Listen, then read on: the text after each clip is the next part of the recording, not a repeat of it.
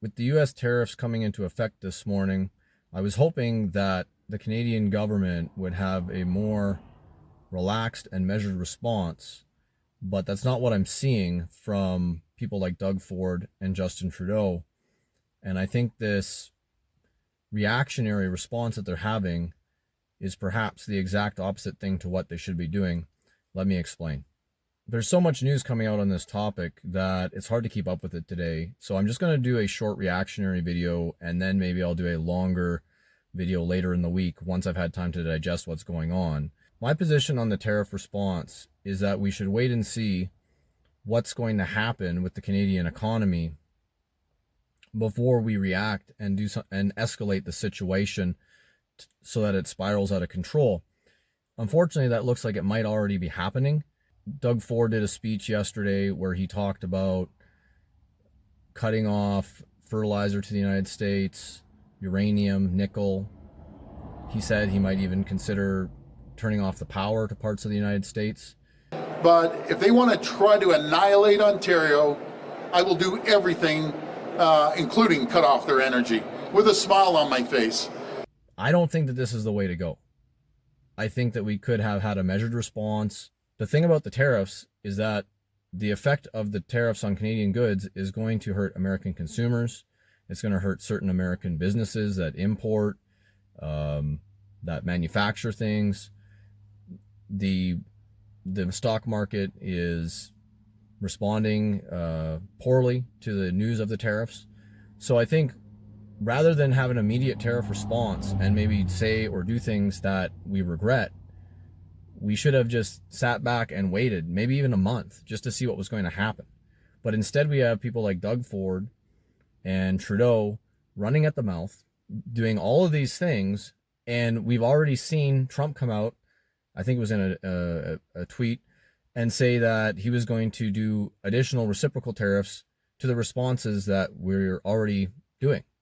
So if you wanted a trade war, well, now we went from, some tariffs that the United States were going to levy on Canada that would hurt Canada, but also the United States. And now the response is, well, we can't let them get away with that. So let's hurt Canadians even more by having counter tariffs. And now Trump is saying, well, we're going to do even more reciprocal tariffs on you for the tariffs, your reciprocal tariffs.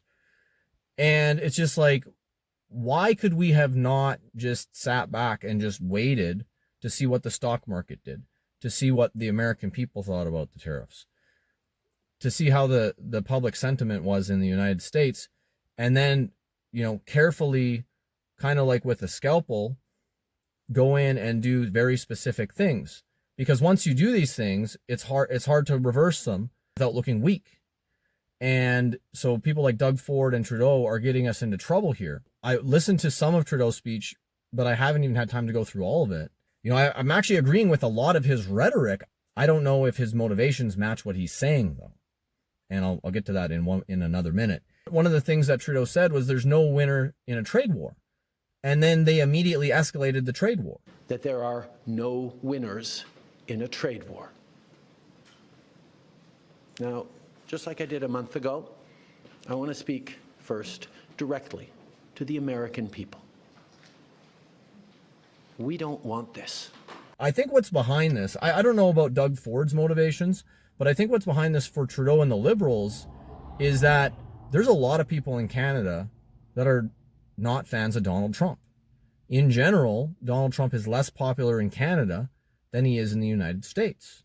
And the Liberals have figured out that by taking a combative approach to Donald Trump, that plays very well with their base. And we've seen it in the polls. We shouldn't even be in this position if Trudeau, when he resigned, would have immediately called an election, which would have been the responsible thing to do, rather than the selfish thing to do. We might have Pierre Poilievre as the next prime minister with a mandate and able to negotiate these things and respond appropriately.